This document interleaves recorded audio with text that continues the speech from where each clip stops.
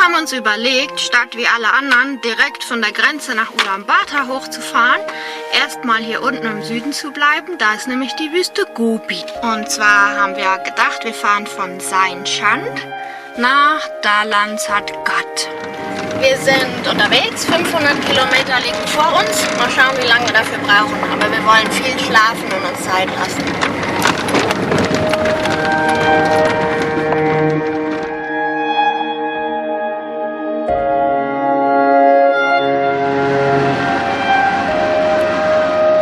Sonnenuntergang in der Mongolei.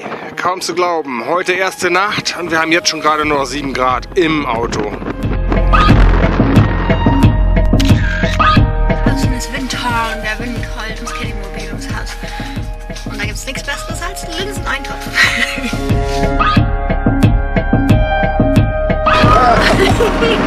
Wir haben 10 Stunden wunderschön geschlafen.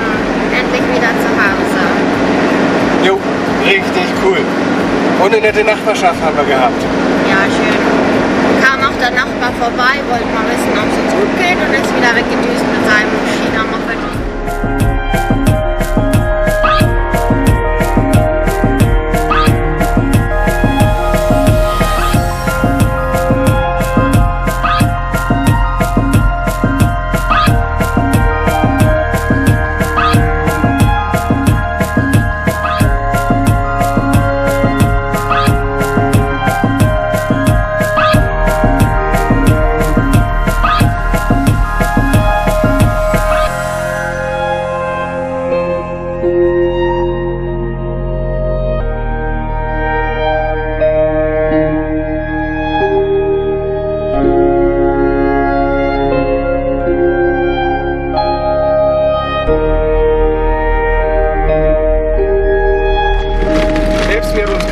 Hingeschickt. Da sind wir den Fluss durch, da gab es eine große Kante und da hat Kedimobil gestreikt und gesagt, das mache ich nicht.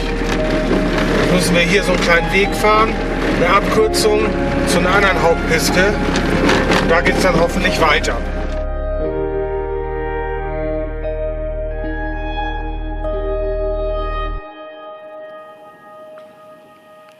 Wir sind hier in der Mongolei jetzt, in der Ost-Gobi, nachdem wir 7 Wochen durch China gefahren sind.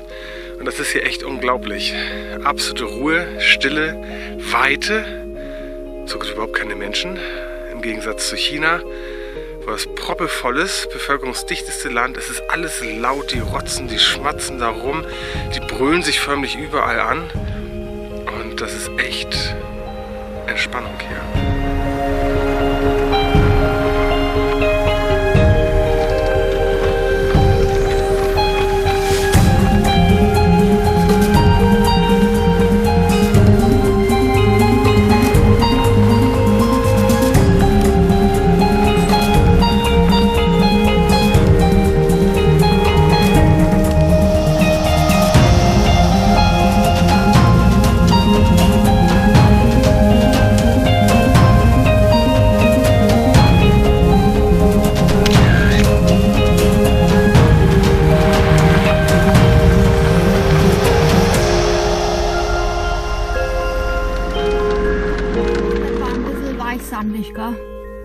Erstmal möchte ich festhalten, ich bin nicht gefahren. Ja. So, und die Fahrerin hat festgefahren. Ja, die hat alles gegeben, aber irgendwann war alles zu wenig. Ich vermute, die Anfangsgeschwindigkeit war ein bisschen... Ja, es hätte fast geklappt. So, erster Versuch, Freifahren mit weniger Luft auf dem Reifen, hat nicht geklappt.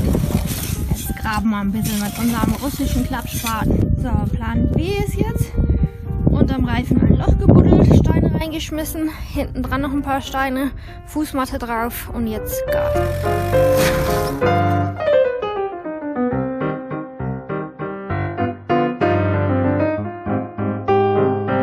Eigentlich hätten wir es geschafft, wenn die Fahrerin nicht so blöd gewesen wäre, gegen diesen Hügel zu fahren. Das tut man nicht alles aus Liebe für seine Frau. Nö. Eigentlich müsste sie buddeln.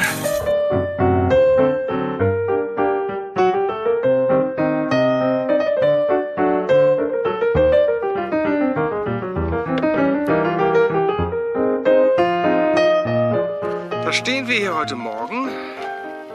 Bei herrlichem Sonnenschein wachen auf. Was passiert? Ja, eine ganze Herde von richtig süßen, knuffigen Kamelen läuft hier vorbei. Unglaublich. Einfach so. Haben angehalten, mit dem Kopf genickt, schon gegrüßt, wie sich das gehört in der Nachbarschaft. Ja, wir haben uns nicht für die vielbefahrene Strecke entschieden. Die Fahrspur da vorne ist unsere eigene von gestern.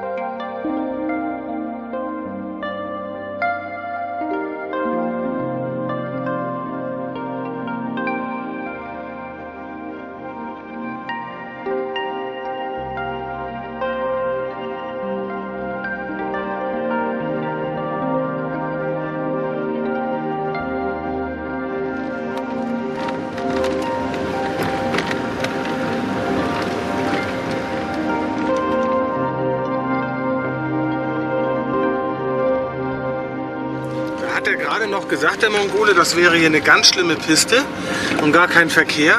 Und was sieht man? Die ganzen Viecher schon wieder, die hier alles blockieren. Und dann auch noch dumm angucken. Weil die noch nie ein Kitty-Mobil gesehen haben. Oh, jetzt könnte der.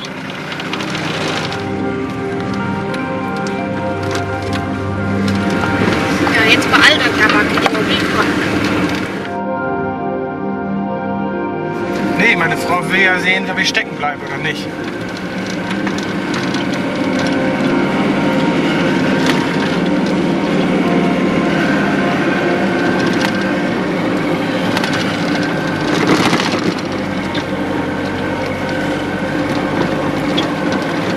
War nicht ganz in der Spur, gell? Gut, ich habe ein bisschen geschummelt.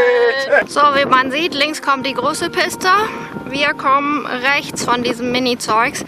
Haben mal wieder nicht so die vielbefahrene Route genommen, aber dafür macht es am meisten Spaß, da zu sein.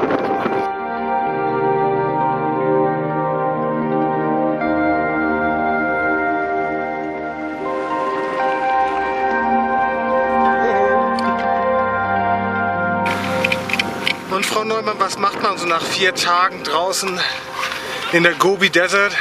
Abstauben. Wenn man die Heckklappe nicht richtig zugemacht hat. Scheiße. Man muss dazu sagen, der Jan hat genau das schon mal in Kasachstan gemacht. Heckklappe nicht richtig zu und dann Pisten gefahren wie ein Rallyefahrer. Da sah es ähnlich aus. Nein. Doch. Da Nicht haben mal wir ansatzweise so gekonnt. Den ganzen Tag Wäsche gewaschen. Wir waren im Örtchen duschen und essen und jetzt suchen wir wieder die Piste raus und einen Schlafplatz für die Nacht. Aber wir fahren nie im Dunkeln, nie. Auch nicht Offroad.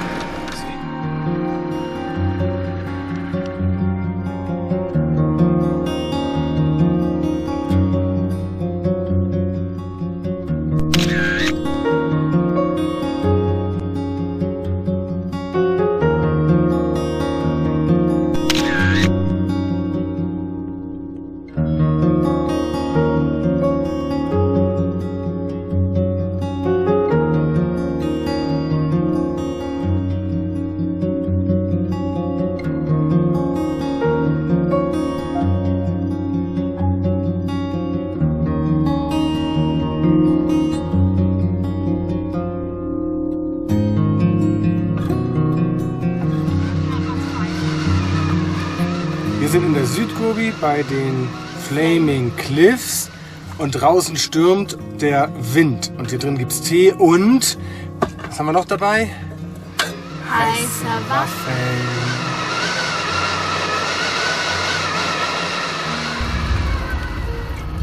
Der Wind schüttelt uns schon die ganze Nacht ganz furchtbar durch. Eigentlich wollten wir jetzt zu den Sanddünen fahren, aber bei dem Staub da draußen wird das dort ein Sandsturm sein und Kitty-Mobil sollte jetzt mal nicht neu lackiert werden.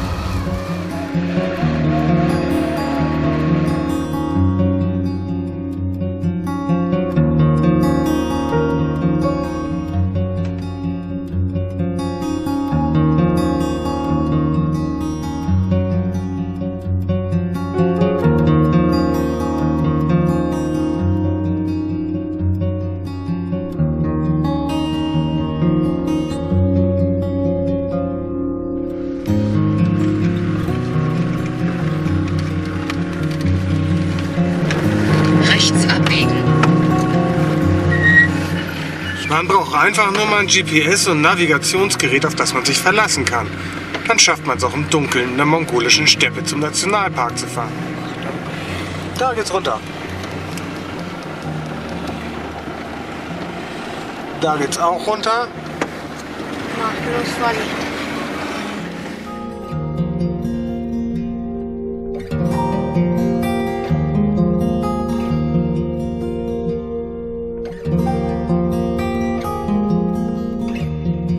Viel schöner als die Flaming Cliffs und keiner da.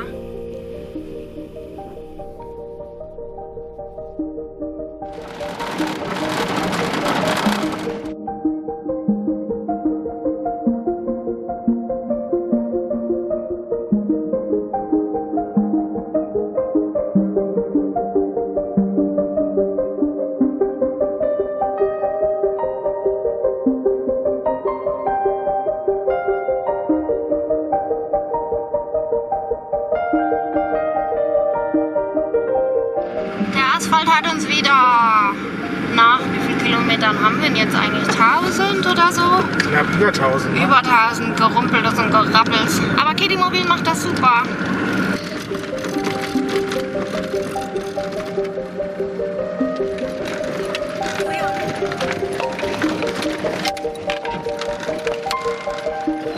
So, wer Bodenfreiheit hat, braucht kein Allrad.